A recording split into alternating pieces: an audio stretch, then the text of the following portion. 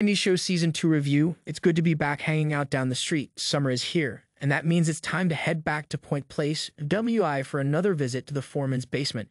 It wasn't much of a surprise last year when Netflix decided to bring that 70s show spin-off that 90s show back for a supersized two-part second season, officially called Part 2 and Part 3, out June 27 and October 24 respectively.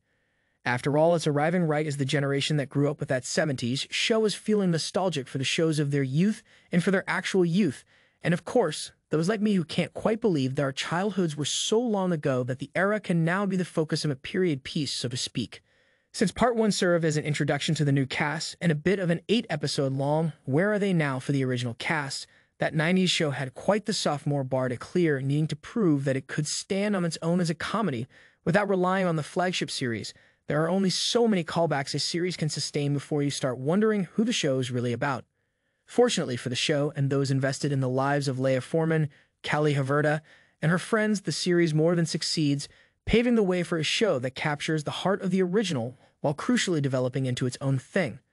Picking up nearly a year after Part 1, that 90s show Part 2 follows Leah Haverda as she returns to Red, Kurtwood Smith, and Kitty's Deborah Jo Rupp for the summer. As excited as her grandparents are to have her back, her best friend Gwen, Ashley Ofterhide, and boyfriend Jay, Mason Coronel, are even more excited. There's just one tiny problem. Leah's almost kiss with Nate Maxwell A.C. Donovan at the end of last summer, which only his sister Gwen knows about and which has somehow managed to stay secret from Jade and from Nate's girlfriend Nikki, Sam Morelos, for an entire year. Fortunately, despite only 8 25-minute episodes in Part 2, the series doesn't spend too much time on relationship drama. The romance-related plot lines are sustained throughout the season, but that core tension isn't dragged out so long that it becomes exhausting. With such a focus on the two couples, though, especially with Gwen being so closely involved with both, this does mean that it sometimes feels like the sixth member of their little band, Ozzy, Rain Doy, is left on the proverbial sidelines. I was glad to see, though, that an effort was made to include him more than in the first season, which hopefully means he won't end up feeling like the out-of-place comic relief that Fez, Wilmer Valderrama, could sometimes be back in the day. When that 90s show first premiered, it made sense that most of the original core cast would return for a cameo.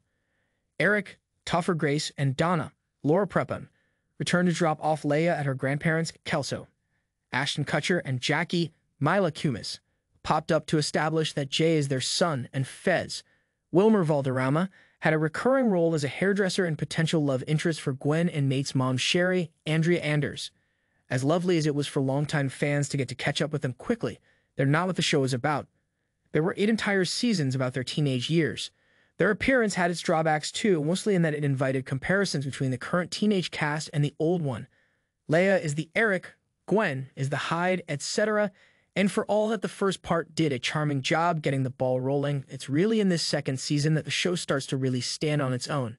Yes, it's a show looking back at the 90s, and as such is inherently nostalgic, but Part 2 keeps the nostalgia where it belongs on what it was like growing up in the 1990s, and not on a TV that ended over 20 years ago. Yes, there are a few cameos. Tommy Chong and Seth Green briefly make appearances as their characters from the original series, but in a way that enhances the arcs of the current crop of teenagers and not for so long that it risks pulling focus. The relationships and situations the characters find themselves in on that 90s show are familiar sitcom dilemmas, but updated to reflect both the changing times in which the show is set and the era in which we, the audience, are living. One's experiences living as a black teenage girl in a very white town and with a white mom are given space and treated as thoughtfully as it can be given the medium, particularly considering how similar issues were treated previously in that 70s show. Ozzy, the show's other marginalized character, also gets a thoughtful arc as one of only a handful of queer teenagers in Mendy's suburbia. The group's attitudes towards each other are also refreshing. They mock and tease each other, but overall, the real charm of that 70s show, and the reason it lasted as long as it did, was it didn't rely solely on nostalgia to drive the plot, but instead took a relatable, the more things change, the more they stay the same approach to its characters. With that 90s show Part 2, the new series embraces this aspect of its predecessor, leaning hard into the charm for the second outing with a new cast of characters. If there's one place where the series lags, though, it's in how quickly things return to the status quo. I understand why this happens. We're 2 seasons in and still have fewer episodes than that 70s show season 1 had on its own. With only 8 episodes per part, we just don't have the space for a half a season-long breakup, a friendship feud, a slow-burn romance, or for the kids to have part-time jobs. Fortunately, that 90s show is weathering that particular storm for now, but if the showrunners want any hope of sustaining the show in the long term, it might be worth dragging these things out a bit longer. It's not like they don't know how, as the series is created in part by Bonnie Turner and Terry Turner, two of the minds behind that 70s show. It's harder not to still make the mental connection to the earlier series. I'd argue that 90s show doesn't want people to set it aside entirely. Why else would Red and Kitty have a season-long subplot about the state of their marriage?